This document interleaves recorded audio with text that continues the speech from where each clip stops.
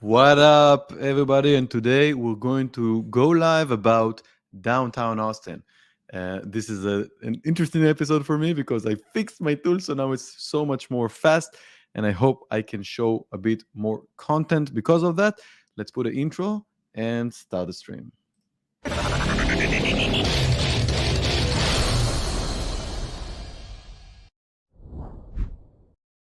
Alrighty, so for those of you who are watching the live stream for the first time, hi, my name is Yochanan. I am a computer engineer and a licensed realtor in Austin, Texas. And what I'm doing in these live streams is trying to go through the raw data and present you with an accurate depiction of reality regarding what's going on with Austin today. And today we're going to talk about downtown. In the area right now, I'm taking Mueller into consideration as well, even though I'm thinking of moving it into the central. But downtown Austin, what do we see there with regards to market trends? So we've seen a slight decrease in the inventory, but as you can see, the inventory is not a lot, like 50, 40 properties in the area with the abundance of type of properties that we have there.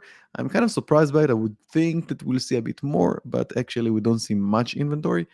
And we're also seeing a big, just, I don't know, volatility or changes or fluctuations with the inventory and the price points and the days on market. So we can see here that the price point, this is the median closed price point, and it was around 760 and then 800 and then it reduced and then up and down all over the place. Days on market, we've seen 30 days on market in November and then 60 days in December, 30 days in January, all over the place.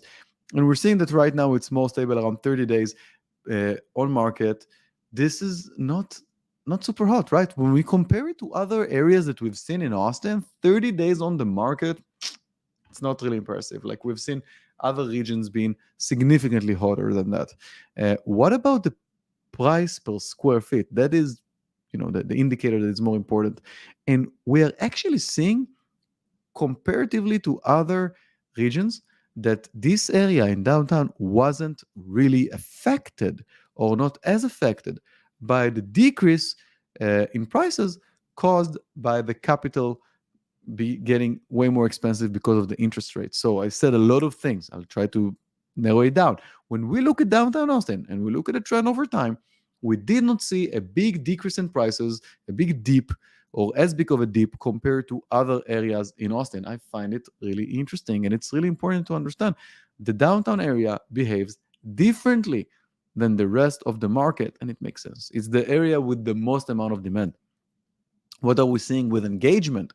In the light red, we're seeing the original list price compared to the close price, and in the dark red, the final list price compared to the close price. So as the gap between the two becomes larger, the sellers are a bit more delusional with their requests. And we're seeing that around December and November, the gap was larger. But ever since then, we're seeing a decrease. So in December, properties closed for 12% under their original asking price. But right now, they're selling for about 5% under their original asking price and about 3% under the final asking price. That comes up to about $20,000. So you want to beat that benchmark, even though it's case by case. You want to look at the properties, you want to see what they're asking for, and try to get it below for as much as you can when you are buying. If you are selling, don't be delusional. It doesn't work in your favor. Understand how to properly market your property so you're getting multiple offers, you're getting more engagement, and you don't just rot on the market. So what are the takeaways here? The price per square feet increased steadily over the last 6 months. Very, very different than pretty much everywhere else in Austin. So take a note and look at this, and we can go into the tool later. And I want to see the next 12 months. I'm really interested to see this. The asking price and the actual sales price is becoming closer together. We're seeing about 3% under final list. The gap narrows, and I'm wondering what we're going to see around the summertime. And the average days on market, it's been fluctuating, but it's not really hot. We're still seeing properties that are sitting about 30 days on market median. So we are not seeing the type of market in which properties are just coming off the week, like for one weekend and done, getting under contract immediately. So the downtown area is not as hot comparing to other areas. What are we seeing with sales data? What type of properties are being sold in downtown? The most prices, most houses are being sold for around the 5 to 1 million mark. I would say maybe 1.5. But it is really important to note these uh, less expensive properties are either teardowns or condos. You don't really get proper single family homes for 500 grand in downtown. It's pretty much impossible. Like unless you go maybe deep into the east, but we don't have this in this section here. So most of these lower price points are for condos or teardowns, and even teardown for 500 grand is hard to get by. If you look at the price group by size, you can really see the difference. So up to, let's say, like 2,000 square feet, we're seeing half a mil, 600 grand, and then around around the 2,000 square feet, we're seeing around a mil. Less than 2,800 square feet, around a mil point 3, and more than 2,800 square feet, above 3.5. This big gap encapsulates what's going on with Tarrytown and with the properties that are more luxurious in nature. The larger properties have more amenities, and their price per square feet increases significantly. It's a different class of properties. It's not like condos or two bedrooms. These are luxurious properties, and $1,000 per square feet is not a cheap price to pay. What do we see with regards to the type of properties sold? So most of them are between 800 to 2,000 square feet. That's most of the inventory. If you're trying to get a larger home, you don't have many. We're seeing in April, only 4 homes sold for more than 2,800 square feet. In March, only 5. So you don't have many properties that are larger in this area. And that makes sense. It's downtown. If you're looking for something for more than 3 bedrooms, again, almost no inventory. Like up to 3 bedrooms, we're seeing, 29, 24 properties. And then 4 bedrooms, 10. 5 plus, 3. We barely have these larger properties in this area. What about lot size? Well, the lots are tiny. So everything has been reduced here, and we're seeing up to like a quarter acre. A quarter acre here is considered to be large, and it's basically non-existent. So most of the properties are going to be on smaller lots. Makes sense. And if you find something on a larger lot, be ready to pay the premium. It's going to cost you more money. Pools are scarce in downtown. And if you have a pool, the price per square feet is going to be way, way larger. And it makes sense because this type of properties are not your typical 2-bedroom with a pool. These are probably the more luxurious properties by design. So it's not just the pool, it's kind of the type of property that brings you this gap between $600 per square feet to 876. So a big gap, 45% of difference. And the amount of properties with pools, by the way, 25 without, 16 with. But out of these 60s, some of them are condos, I think. So we can look at it in the other spreadsheet.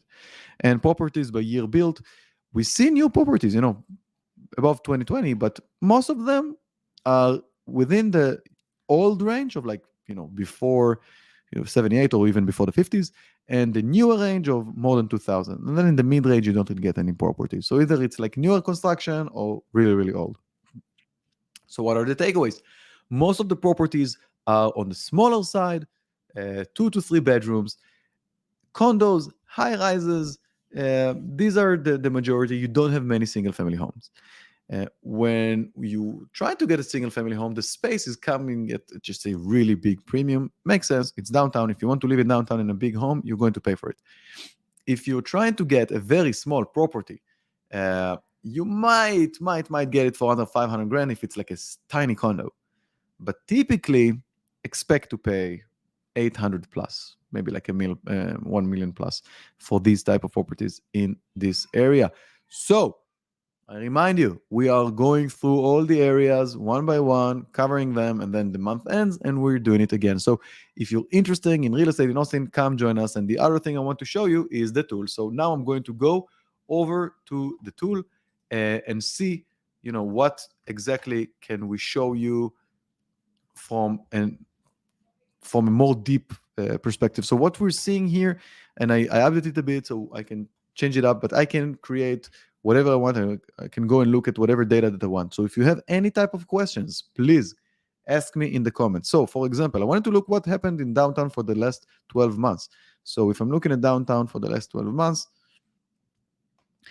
what I'm seeing is this. So we do see like the price being reduced. When we looked from November and above, it looks a bit better. In other areas, we've seen the price decrease up until February. This behaves very differently. If I'm taking the top pricing point here, the price per square feet, we're seeing like 790 compared to the bottom 546. Let's take a look. Yeah, so it did bottom out, like 30% of a difference between the high point here and the low point.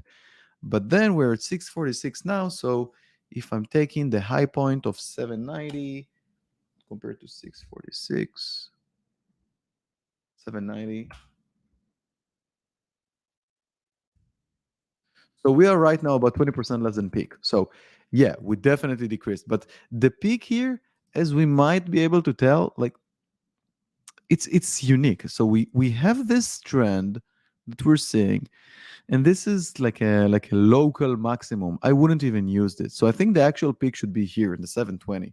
And if I'm taking 646 or 720, I am seeing about 10% reduction from peak. So we went down and then we are going up, and it is going to be interesting to see what will happen in the next month, because we're seeing from February, March, there was like a small downturn and then an upturn. So yeah, I'm really curious to see what's going to happen next month in downtown. And then if I'm going and I'm trying to see a bit more data there, let's go to here, filtered, and let's look only at single family homes. So instead of looking at everything, including condos, I have 500 properties here.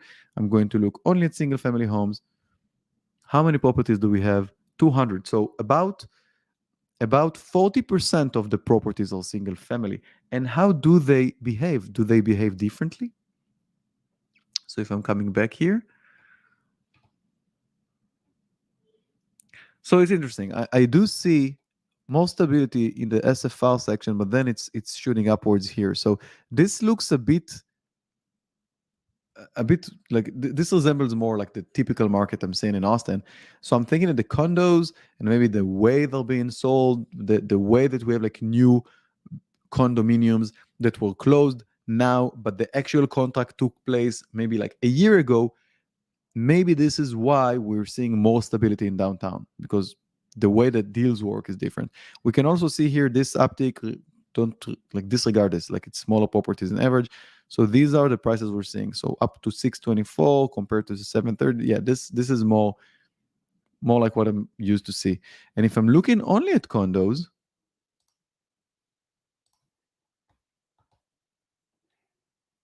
so now, yeah, we're seeing the graph started to trend upwards from December.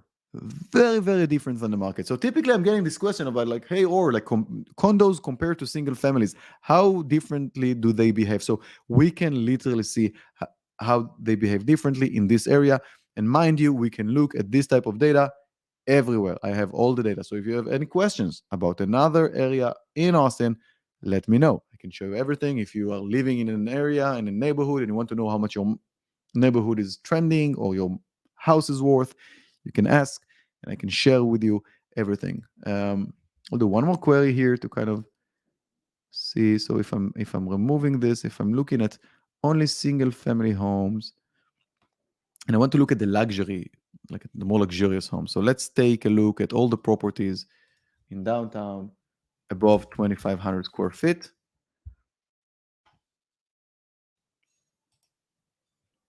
Look how they behaved.